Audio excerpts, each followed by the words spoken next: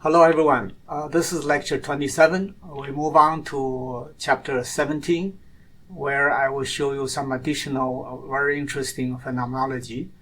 To do that, we need to make sure that our experiment can achieve isothermal conditions, so I will describe how to estimate heat transfer in rheometric setups. If you can solve that problem, you can look at the problem of whether temperature superposition could still break down in describing nonlinear response. And we'll have some examples both in shear and extension. And then I will also show you an example of strength hardening in simple shear, which is a rather peculiar case.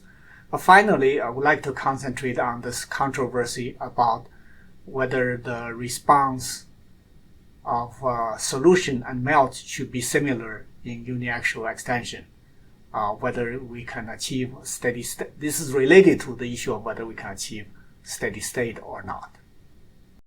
Okay, let's continue. So we finished chapter 16 on the pictures that likely is the more plausible way to think about nonlinear polymer rheology. And I plan to follow this outline that I provided in the beginning by look at some aspects of, I think anomalous phenomena is clearly a tease, is to make a joke. It's not, nothing is anomalous.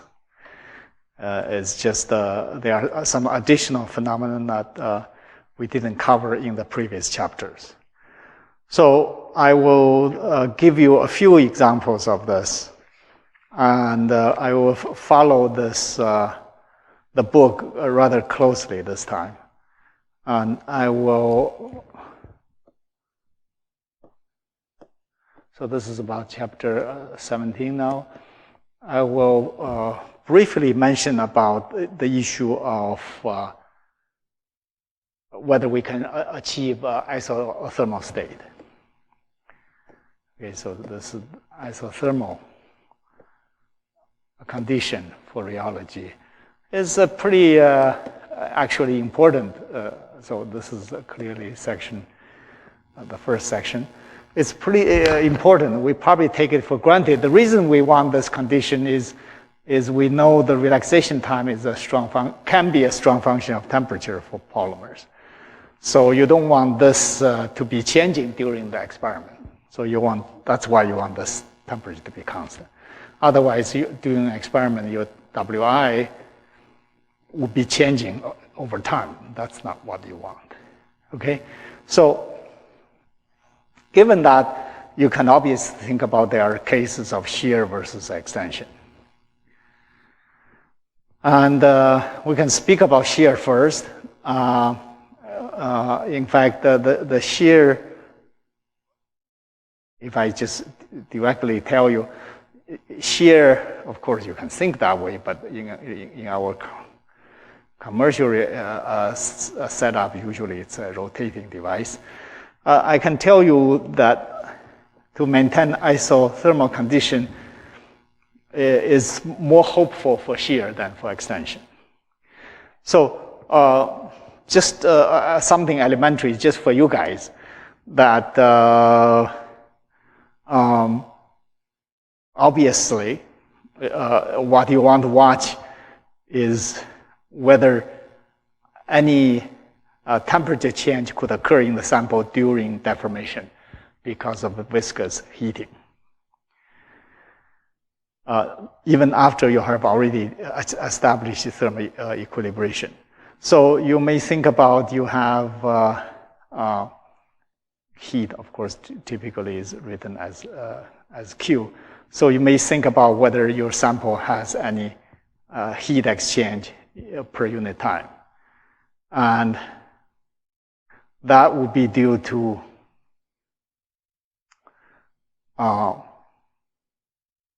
if you have this setup in particular, for example, you have your bottom sitting at one temperature, and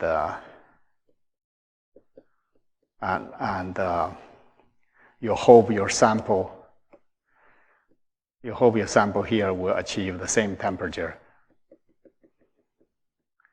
as the one in the bottom. So what you have is, of course, think about the flux. That is the amount of heat that comes in per unit area. So you could have this area versus another area, versus another position. So this is position 2, 1, this is position 2. And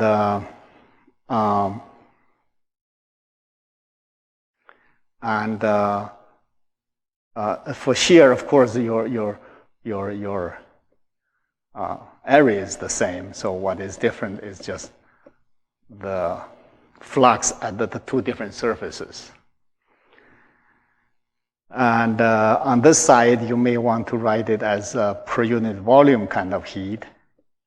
And that means you have area being A and the thickness being H. So you have that.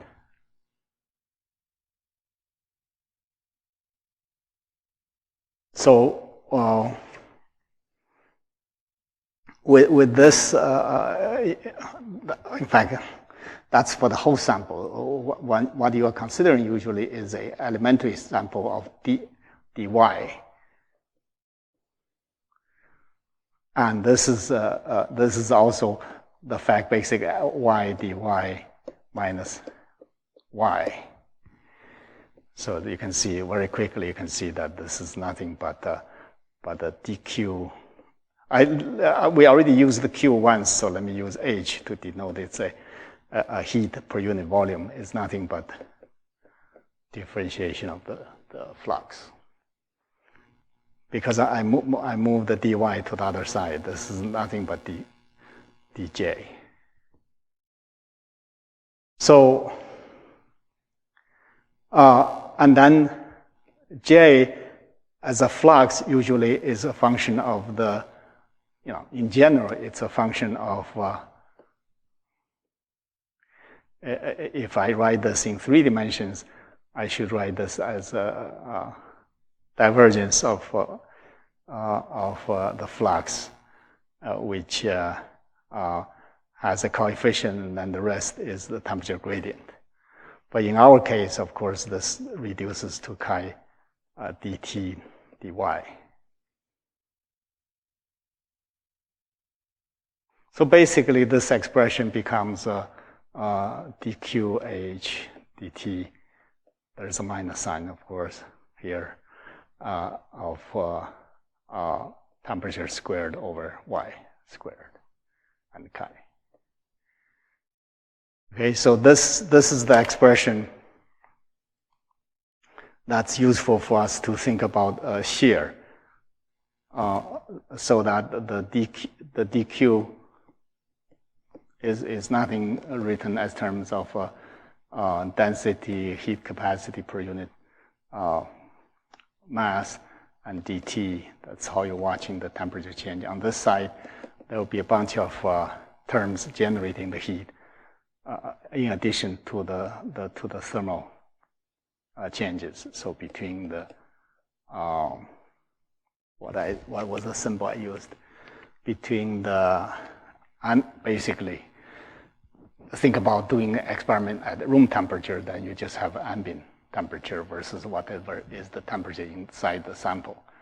And that double derivative based on scaling can be thought of as related to the thickness of your shear sample. So with this, you can quickly estimate whether whether you can conduct your heat fast enough, if anything generated in the sample, conducted to the substrate, for example, which is sitting at, in my notation, which is sitting at ambient. So this is a way to estimate whether you could successfully achieve isothermal condition. And indeed, as I outlined in the book, most of the time you do. You are able to do that. So that's the shear. And in fact, not only I said that, I described about under what conditions the generated heat will not be too much so that it can be conducted away by this thermal conduction. So that's shear. In extension, we have trouble.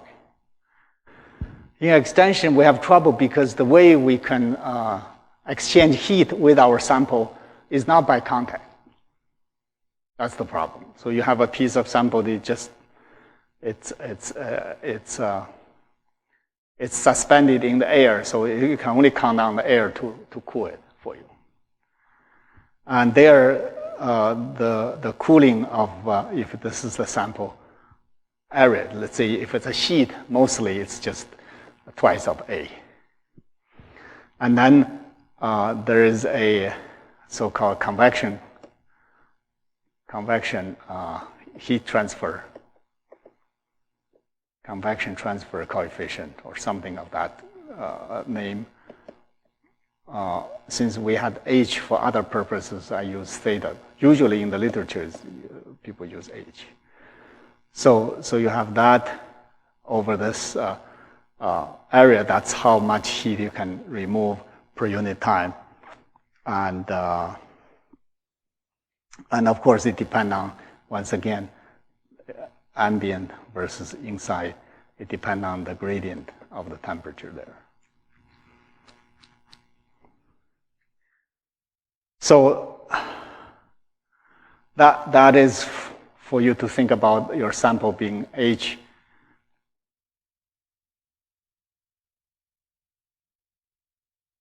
So that's why when you equate them, you remove one of those and H move to the side. So that's equation 1713. Conversely, this previous one, no, it's here. Whereas this one is 17, Whereas this one is 17.8. So this is just elementary engineering considerations. And you will find in this case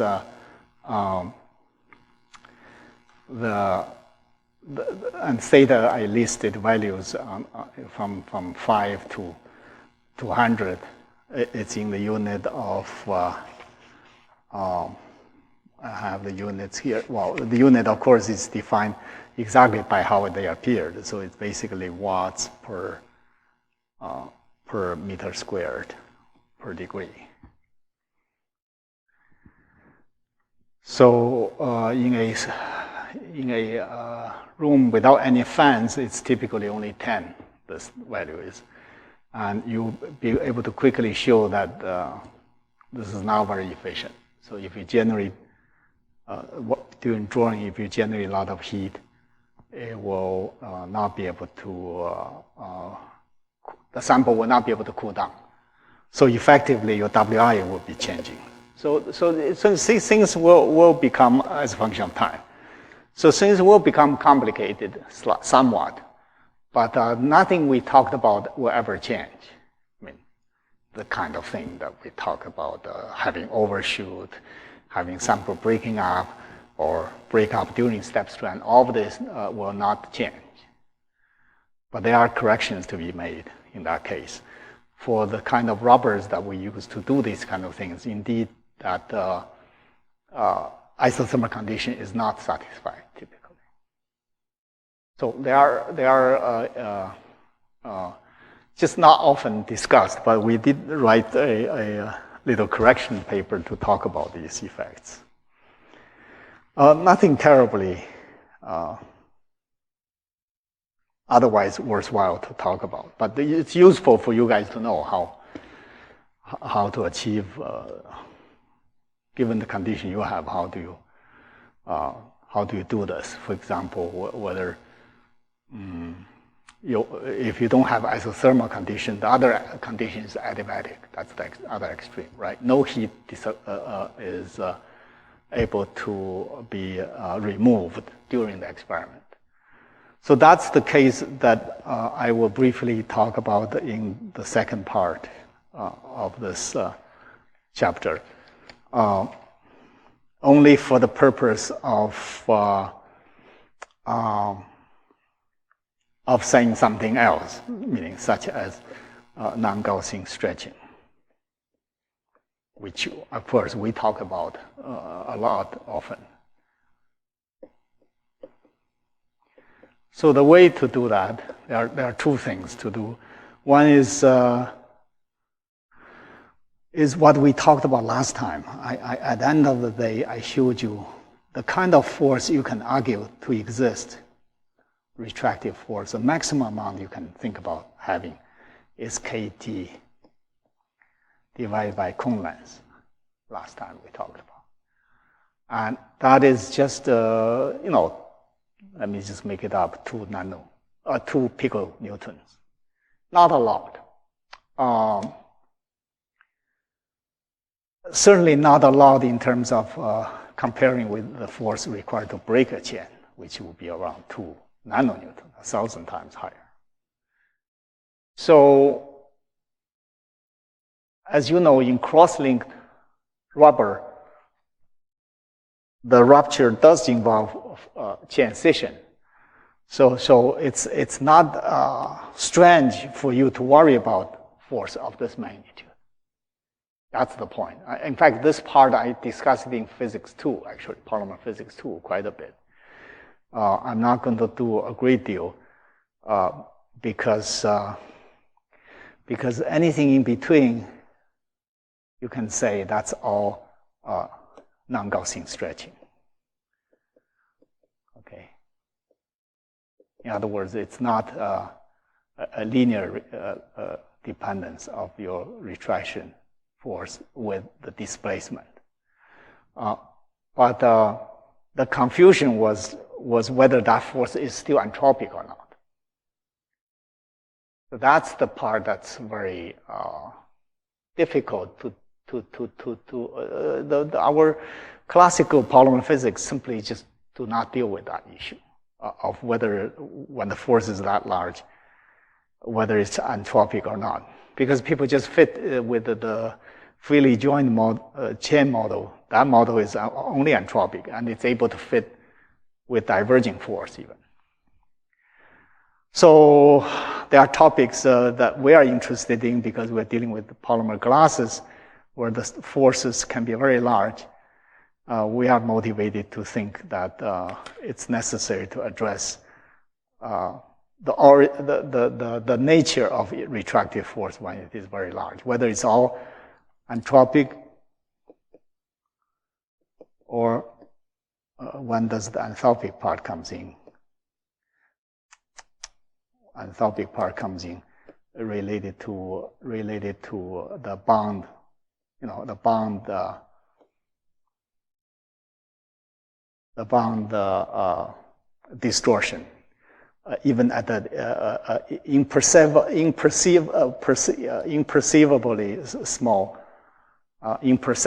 small levels of deformation. The corresponding force may not be small at all because the bond is very stiff.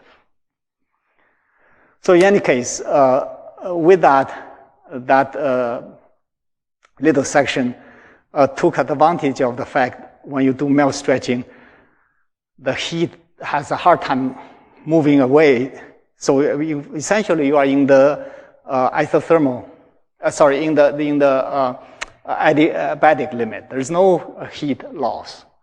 So you can watch how the heat build up during the stretching. So this is the stretching curve. This is how you use the IR camera that you guys are seeing it, how you watch the temperature increases.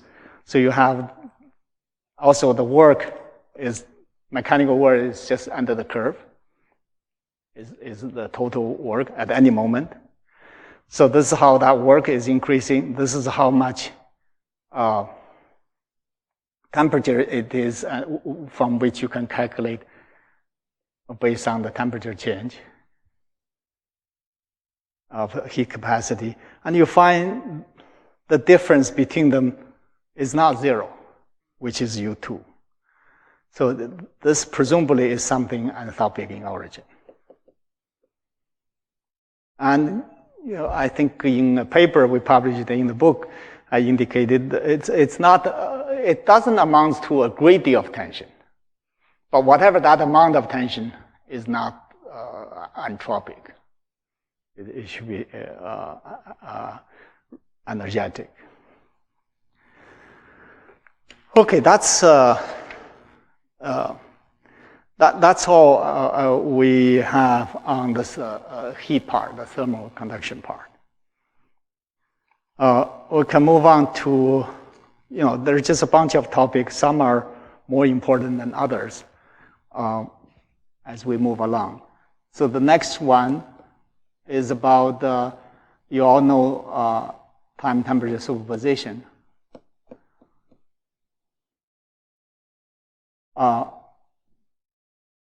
But maybe some of you even know that there is a breakdown of time temperature superposition. So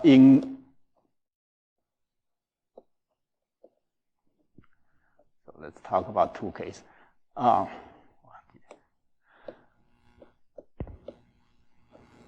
did I do? In the sense, this breakdown typically we know there is a linear response region where this breakdown can occur. This was established largely by Plazek, recognizing that I know this word I don't use a lot,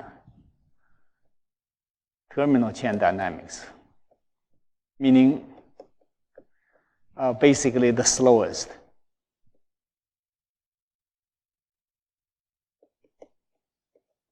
Chain movement.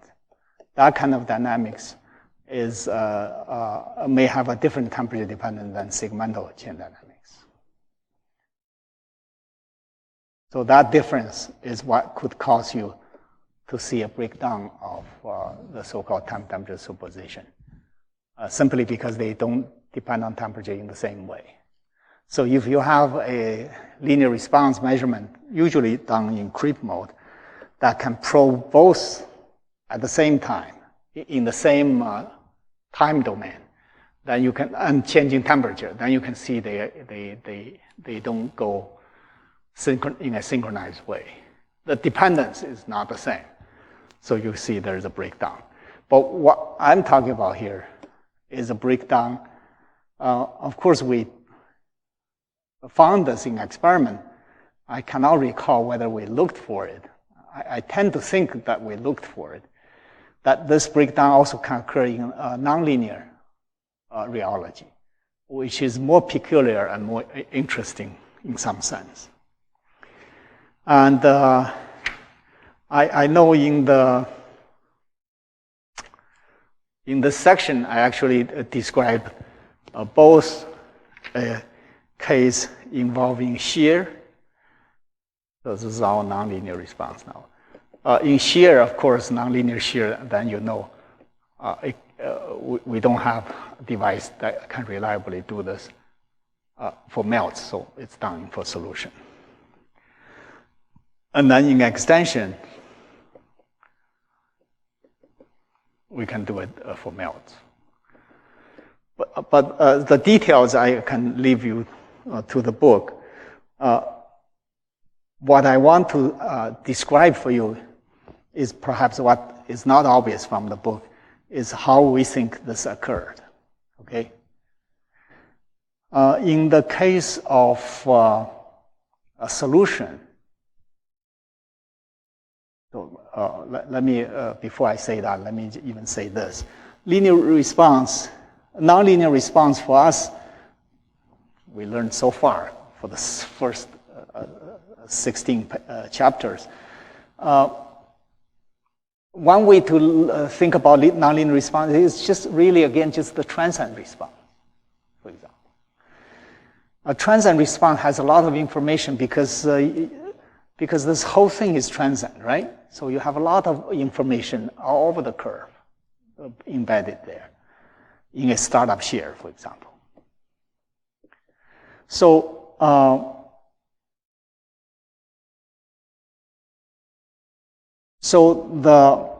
indeed, that's what we're looking at. But this, to be able to illustrate this,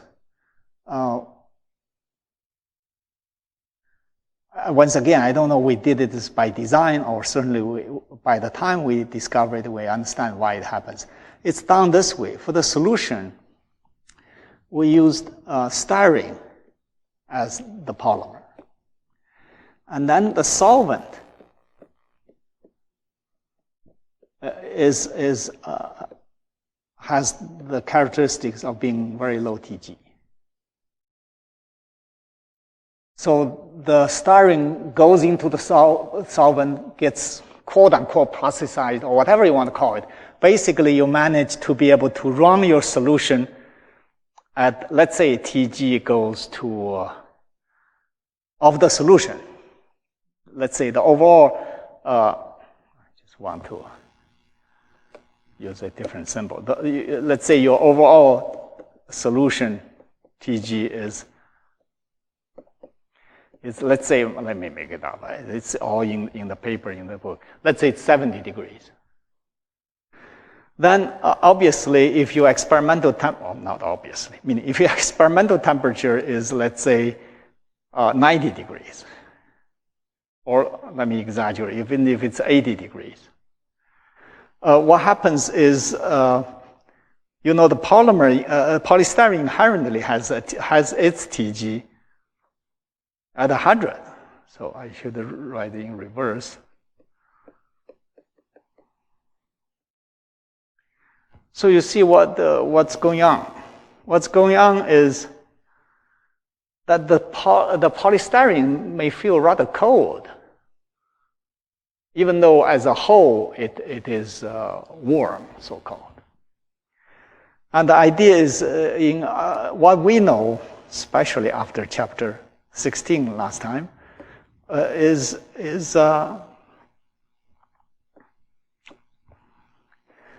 a lot of this response, as you know, is matter of intermolecular gripping force, right? And it's a matter of how the red chain is being grabbed by another blue chain. So what happens is, in principle, this local interaction can have the effect of so-called self-concentration.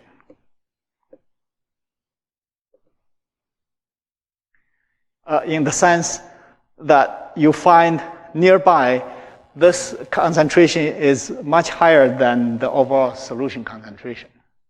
That's called self-concentration. It's not difficult to understand. Just locally, they see each other, or the solvent is not there to speed up it. So what this does is the following. You see, whenever you talk about time-dynamic superposition, what you are really talking about is asking cells to disclose for you how your terminal relaxation time changes with temperature. That's the reference. You want to perform a cells measurement and see how that overall chain dynamics is changing with temperature, right? Through the WF shifting factor. So this dynamics may have a rather different temperature dependence than this dynamics, this gripping force, because of self-concentration. So but you learned from, you guide your experiment. For example, you claim, oh, I'm going to apply Wi of certain value. Well, how do you know that? You know that through the input from cells. And if this doesn't give you the right input, when I change temperature, when I change temperature, I may be keeping the same Wi, but I may not be keeping the same gripping force, because it has a different temperature dependence than this. So in that case, you could pretend to be using the same Wi, but you find the response is rather different. So in fact, this part of the example is connected to the topic of the next section. In particular, this is Gengxin's work.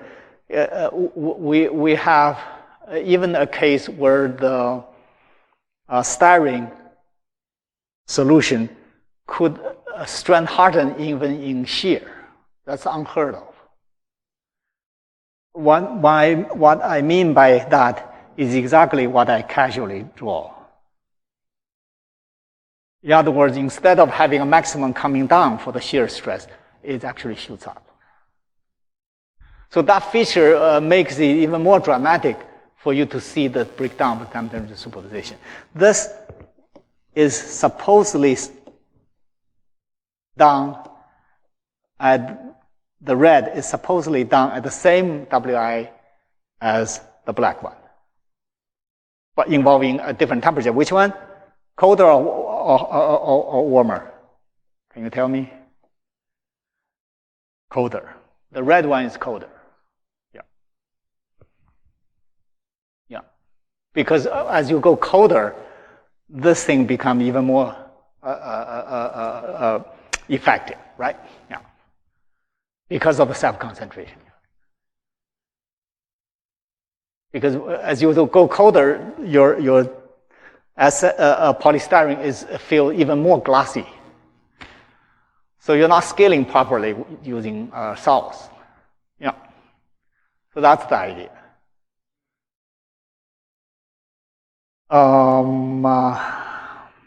Such a breakdown of temperature superposition, I could be wrong, but I don't recall was reported. The nonlinear, this aspect that I'm showing here, was observed before Gengxin's data and paper. Okay, so that's a very peculiar case. I will continue when I talk about strand hardening. Strand hardening here in the next section. Now we can switch gears and talk about time superposition breakdown for extension of a melt. And this is not, I can explain why you can find this to be true, but I must also indicate this is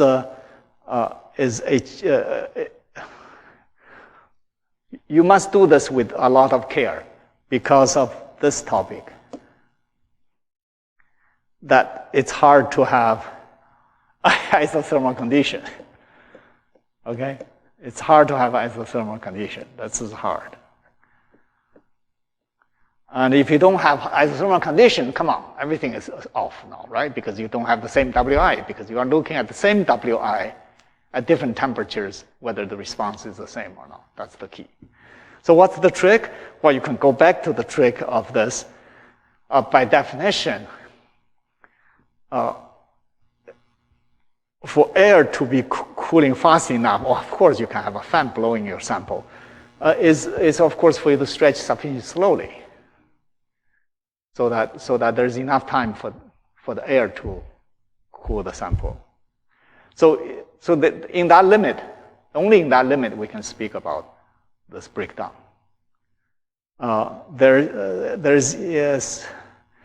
There was a couple paper we wrote. There is enough indication that this does occur. And the origin of this is entirely the same as the origin for linear response. Okay? This linear response, the origin I already talked about. Somehow, at the segmental level, the chain depends on temperature different than the terminal chain dynamics, means it averages out spatially and time-wise. So the temperature dependence is somewhat different between those two, the large scale and small scale. And this one, I think we did design to look for, to envision that there could be a breakdown. Because once again, we recognize what dictates the transient response is this grip force, which is sensitive to the segmental. Therefore, the terminal that informing you through the south will not properly inform you. Get it? For example, if I change from one temperature to another, south says, oh, if I cool down, south says your tau will increase by a factor of 10. Okay? But since there's a difference between these two, at segmental level, actually, the segmental could say, oh, it's not 10, it's 20 times changed. This grip force will be aware of the fact it's 20, not 10. So the response, again, at the colder temperature will be stronger, right? Because you have more grip, Remember, the grip force has everything to do with chain relaxation locally at the hairpin level.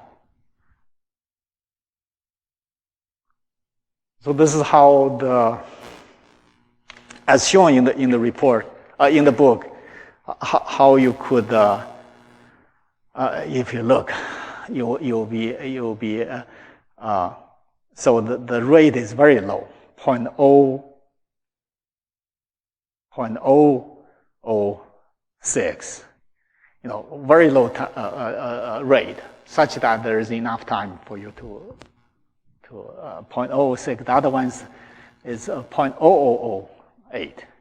So very, very slow, reaching the limit. In that limit, you can safely say that your temperature is what said to be.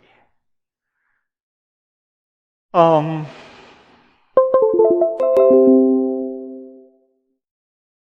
think these are issues intellectually interesting and important to show. It certainly give you confirmation that as far as I can tell, such breakdown of time-dependent superposition, for example, in this melt extension case, confirms the picture that there is the segmental origin of what's driving the affine deformation, which is a grip force, which is a local thing. Of course, such things, that's such a, I don't want to call this flexibility. Such additional feature is, of course, not in the tube model. The tube model just have a whole thing assigned. In fact, tube model cannot deal with even a breakdown of time-dependent superposition in linear response. Because just by construction, don't blame tube model for that. Don't blame it, because it's just, for simplicity, we just assume the local dynamic translates to segmental. The segmental dynamics translates to the overall chain dynamics. Same thing. So so nothing particularly alarming, but it's useful to know that these things exist, and it could or may not influence the practice that we do. Because, in practice, an effect of 2 is probably nothing. But so that's this topic. And the next one is a little bit of somewhat quite unique, right? So this next one is the strength hardening.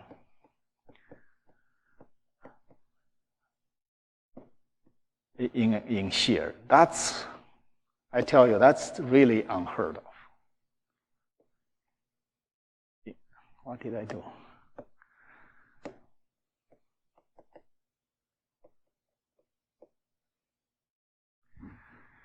And of course, it actually should always cause you to recall, when do we talk about strength hardening?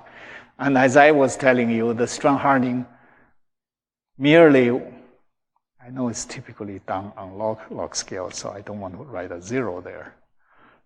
But merely, it's typically was done by having a 0 rate envelope, and then any other rate could give you this upward turn.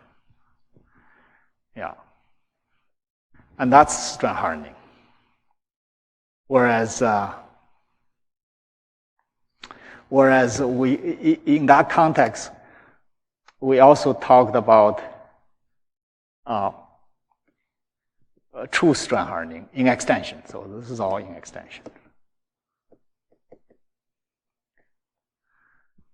In extension. So a true hardening, that's region 4. That's true strand hardening. Non-Gaussian, we just talked about. This thing shoots upward instead of having a maximum. So that's region 4, right? So that's that you may call the strand hardening.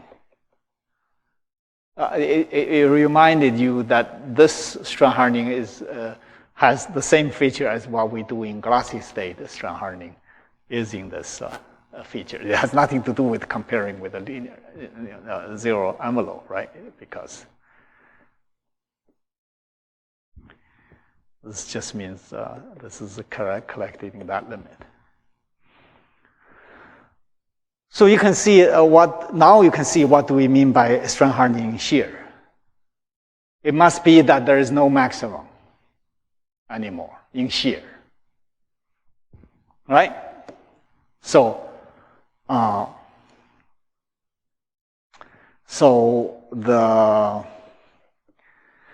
is $1 million. Well, I mean, I think it's somewhat unsolved, right?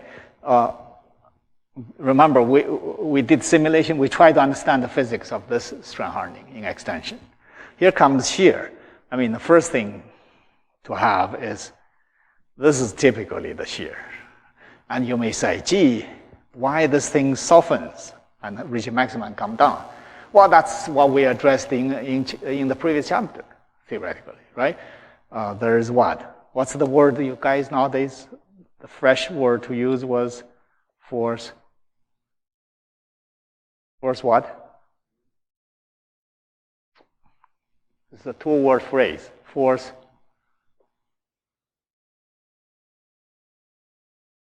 Force imbalance. Never forget. This is the key point. Force imbalance, right? Leading to disentanglement and whatnot. And so I just want you to connect. And what is that?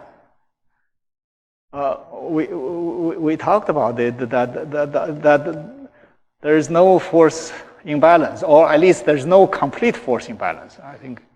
I know, depending on how sophisticated you are, there's a bit of a disentanglement there, but the remaining things could hold up and refuse to further disentangle. And so the structure refused to yield, right? That's what it is. So,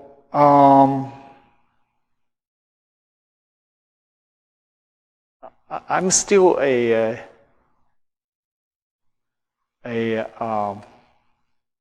don't have an answer, but I'm inclined to say that this feature of, now we had some idea about tug of war, about what this lockup is, this entanglement lockup. I tend to think this entanglement lockup is a unique feature for extensional deformation because of the symmetry. So it's just drawness.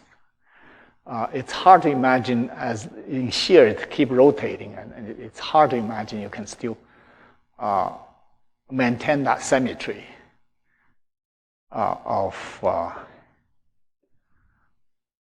by symmetry I mean the fact that basically the force here is as much as the force here, identical, and so let's keep going and imagine this is imagine this is the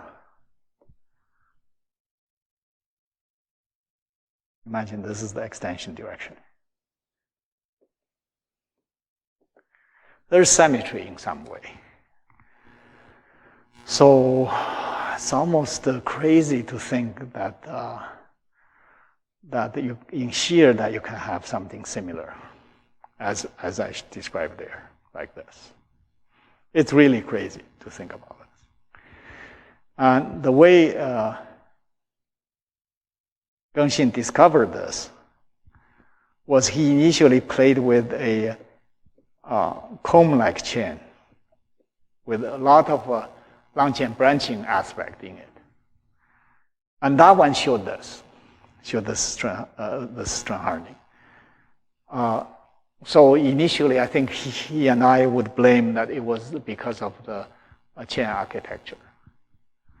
And subsequently, I don't have the story in front of me, but basically, eventually we find out that linear chain does the same.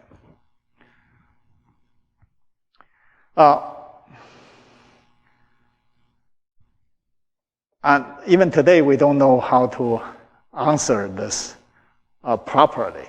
In other words, is my belief here really wrong, that this is only true in extension or not?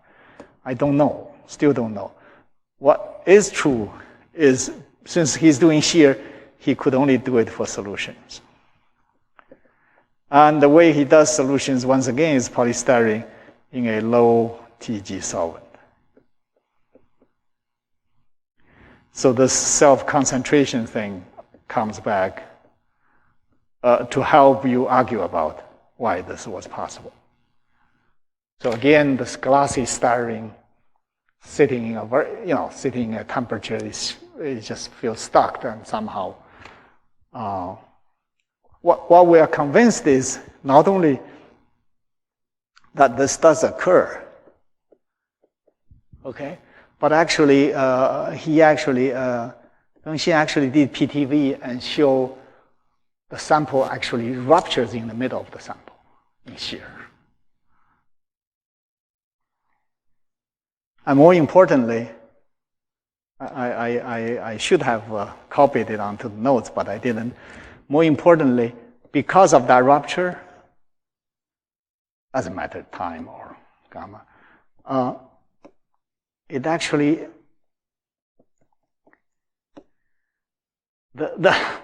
it's a cusp. So as you shear beyond that rupture limit, it drops down like this.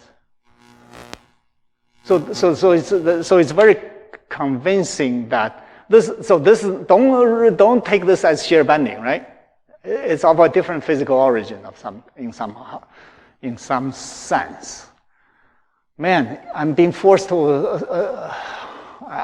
forced to suggest that this is also triggered by transition or not? I have to go back to my writing to find out what did I say. I'm sorry, I just didn't treat this as something, whatever I say or do will not change what was in there, but we could get updated about what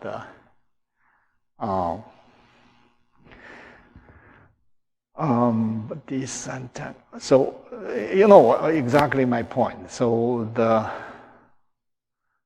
it's very sharp. So the velocity field, which was given in the text, it's just like that, breaking like that. This is the velocity field. So that's the V. That's the V on the top. So it remains very mysterious how. I mean, of course, when I say mysterious, that was at that time. Today we had a little bit of the simulation result, but the simulation was on melts in extension. So we don't have results for shear that takes into account of self-concentration or whatnot, and whether, even the tug war is more difficult to speak about because it's shear. Because in extension, you can see the things just pulls up. Shear, it has a rotation, and it only try to extend at 45 degrees. Basically, it's tumbling, actually. So,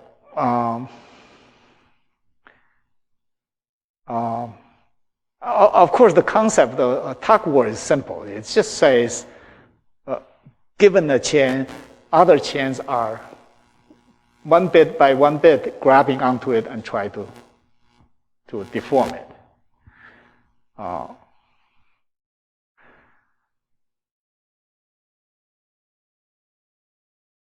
I think the most interesting question is a different one, is whether this polystyrene solution is special. In other words, which I don't have the answer to. In other words, if you just take a melt, thought experiment, if you take a melt and you have any rate you can do, obviously this can be large, whether this whether entanglement can lock up or not. High, let's say even high above TG, so there's no local thing to talk about. High. Well, in fact, I wouldn't even insist on having that constraint. Giving any effect in simple shear, can it lock up or not?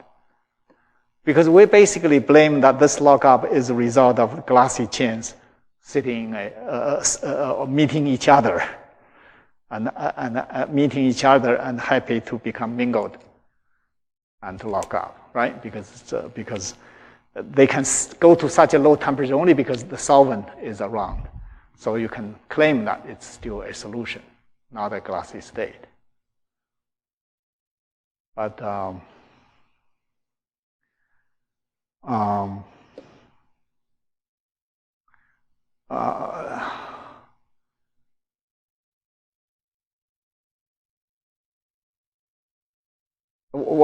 that's the challenge. One has to think about building a simple shear device for melts, and that just have not been for melts.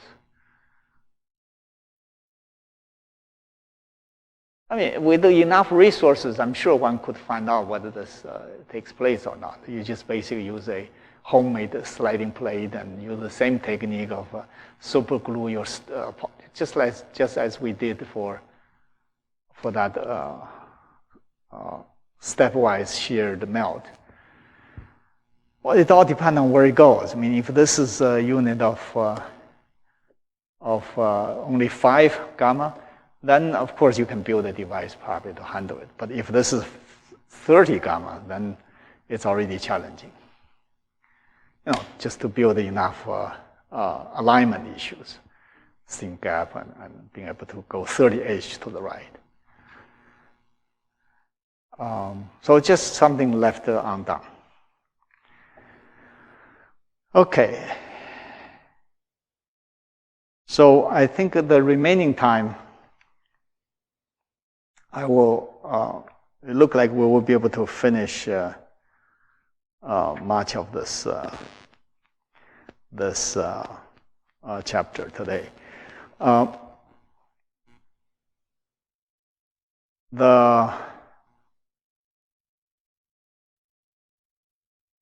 Not finish today, finish what is in the book today. And next week, I will update you with something that's not in the book.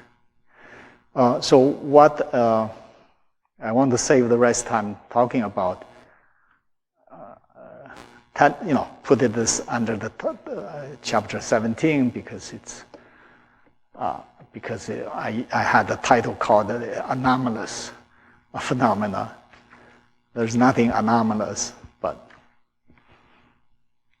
just to tell you it's not common and remains.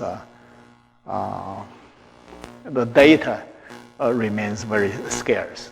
There are not a lot of data. So this is the one that is most difficult. So this is the story of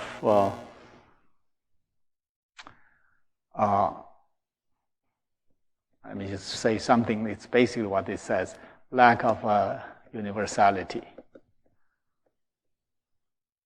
Universality. God. universality in uniaxial extension.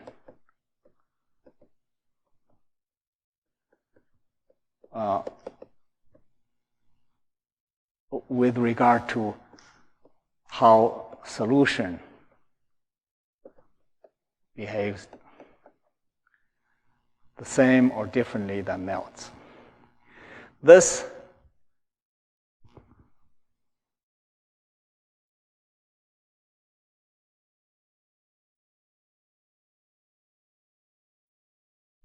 is, I want to make sure I'm not offending anyone, but this is really a non-issue. It became an issue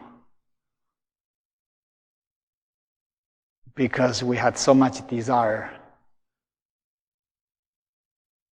to find the right theoretical framework, which is the tube model so far. And so let me begin by gently say the following, which is something you already know.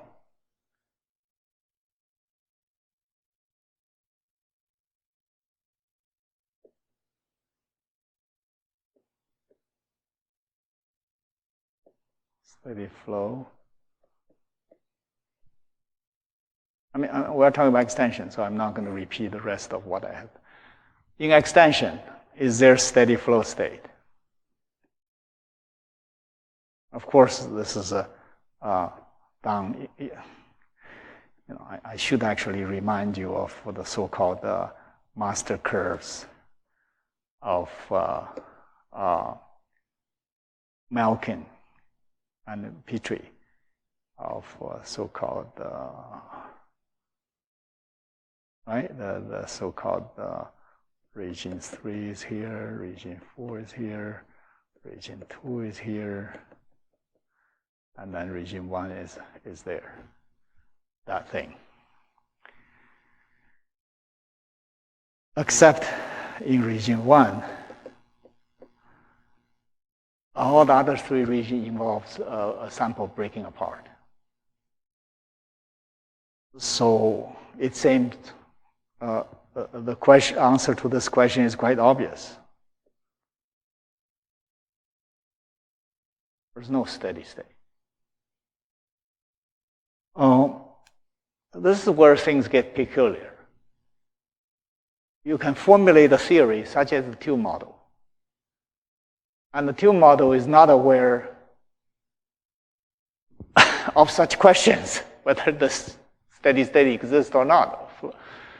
Because in your model, you can just set your time.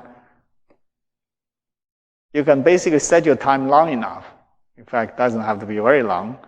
Let's say much longer than tau. You have some result that is no longer a function of time. No sweat, no trouble. Do you start to appreciate the divergence between theory and experiment here? The theory, especially if you do a theory independent of the experimental world, you just entertain yourself with steady state solutions. I can't get it. Just like there's no non-quiescent relaxation time. Everything is quiescent because all the molecules have total democracy, absolutely identical rights to do everything every other chain does. That's my theory. And there was a divergence with experiment, right? There's a deviation from experiment. The experiment we found that this can hardly happen after large step deformation. Shear give you non-quiescent relaxation, extension give you sample breaking apart, right? Well, this is all, of course, all about uniaxial extension in the so-called startup mode, right? You just keep drawing. The theory has no difficulty imagining of a so-called steady steady flow state. I mean, so-called steady state. Steady state means whatever feature no longer changes with time. That means steady state. And what feature? Of course, the feature you have is, of course, what's reporting for you, the true stress, attending a constant. Right? That's what it means, of course, steady state. So I'm in trouble, right? I see that experiment breaks apart, and I think we understand why it breaks apart. In all of this, conceivably you have force imbalance. And in extension, it's just a very convenient horse race where you do produce a winner. Remember, there are 1 million horses there, right? Over 1 million horses, 1 million of these kind of building block units. Yeah. So it's, of course we don't. I keep being amazed by this. Of course, this a scientifically rigorous word is you can call it tensile strand localization. Was not our discovery. I mean, it's, as I said, it existed ever since Vinogradov's group in Russia had a systematic study, and many others have studied, and they have seen this strand localization. In fact, to the degree that a loose term for that is necking, to the degree that the inventors of tube model is aware of, and that's why they use this considerate criteria. Because in their theory, their true engineering stress would also have a maximum, and people use that, meaning the tube model, claim to have a understanding of, or understanding, a prediction of the strand localization by using the considerate argument,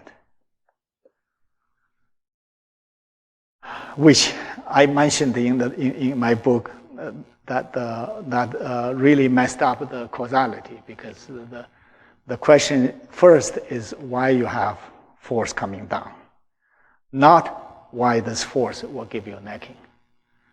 Because what's coming down is just a consequence of force imbalance and disentanglement. It's not the cause of necking. In fact, only after the disentanglement you may have the issue of the force rays, right?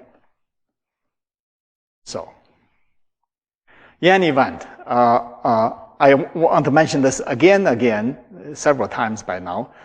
So, given all this, on the experimental side, on the theoretical side, yet this today seems to be a question that doesn't go away. That in some special cases people can claim to have steady state. And because if you do, then you can go back and compare with theory, because his theory has no trouble of evaluating steady state. So that's the part where the confusion is enormous.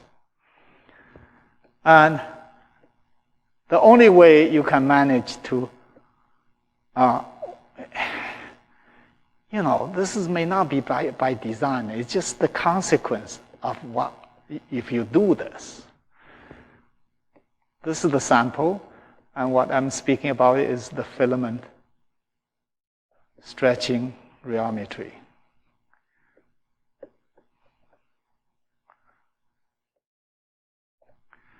These are two disks. I suppose you can be. Actually, I should ask them how they did it. Presumably, you should try to extend on both sides so that you can have your camera stationary watching the middle. Otherwise, you have to follow with the sample. But I bet it was the latter they did. You have to follow the sample. Unimportant. The important is how you conceptualize it. So basically, you stretch, and the sample become somewhat like this after a while. You monitor the middle, and you make sure the middle is doing a exponential decay with a Hanke rate, epsilon dot. Such a scenario can show a tendency when you report so-called transient viscosity or so-called tensile stress growth coefficient. It could have some weird things, and I'm drawing it arbitrarily because there are plenty of data that you guys should go to the literature yourself. Next time I will be more careful about it. But basically you have data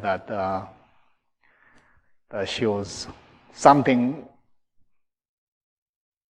as if it's not changing with time anymore. But you cannot collect data any further because the filament eventually is indeed too thin for you to follow, to track. May I say, actually, that sample at that point did break, but for a different type of interpretation, perhaps. Because even though the sample have a tendency to break,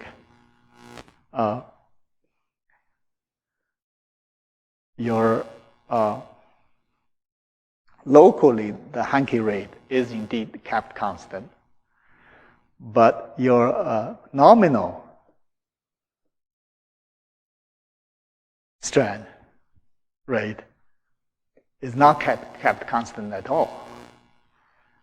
It's something which way it goes, actually go downward because the sample has a tendency to break up anyway. So you have to slow down to fit back. Oh my God, to fit back. I don't know in any fluid mechanics that's called, what kind of boundary condition is that? So I think I say this loudly that to look at this point and compare with theory is highly problematic. Because the theory is perceiving homogeneous deformation. Theory is a theory for XYZ points. They don't discriminate where is the middle, where is the end. And everywhere is subjected to the same homogeneous deformation. So how come you compare between them? And it is the comparison between them that causes the confusion. Causes the so-called loss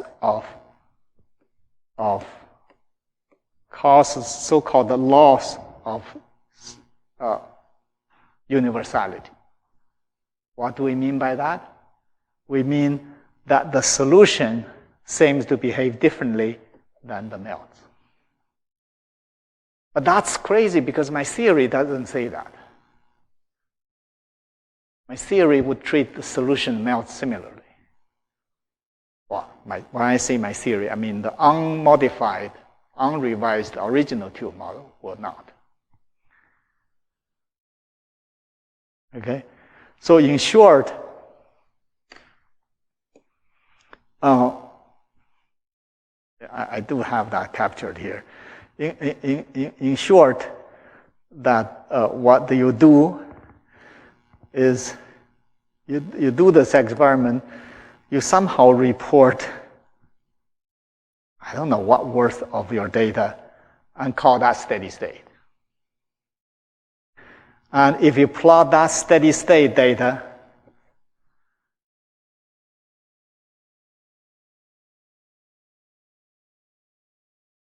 the last plot, right? If you call this steady state data as a function of epsilon dot, you can make a plot. Okay? And the plot is that, the plot is that melt does this, solution does that.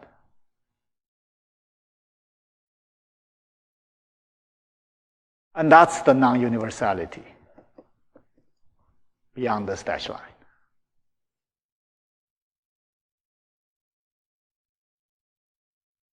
So I even have my interpretations of what's going on here.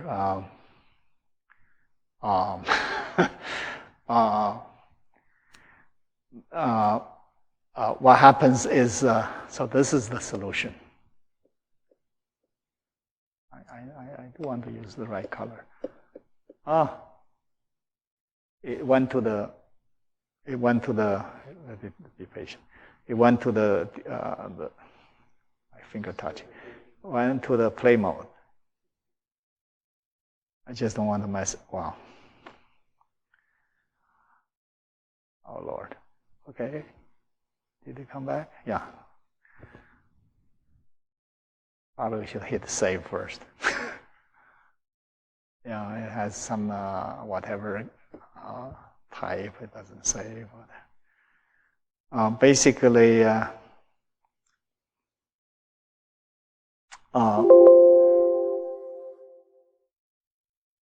let's save it later. It's okay. Basically, this is the solution, and that's the melt. This is the solution, and this is the melts. So let me give you a zeroth order interpretation, and then we'll be done. I don't think we need to drag on to this. But next time we'll say a little more to update. The zeroth order story is that, it could be at least, that the solution, I know I'm using, let me do it. This is the melt. I didn't present such things in the Society of Rheology. The solution are more like this, because it's diluted, right? Because you have solvent, right? So the strand is much longer. So they can bear a lot more stretching without reaching the non-Gaussian limit or uncrosses finite extensibility limit or whatever. So the forcing balance is reached later for this, for the solution, than for the melt. And if you don't yield, then you have a geometric condensation effect. Just like that strand hardening problem. So if you take some transient point, you will get this type of results. Because there is no steady state to speak about, in my opinion. So at least I can see where all this come from.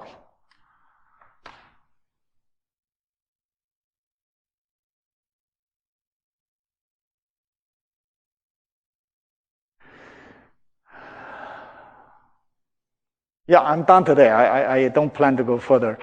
There were a bunch of curves I shared in the book, but tomorrow, next time, I will update you with still on this topic, with a recent publication addressing this question.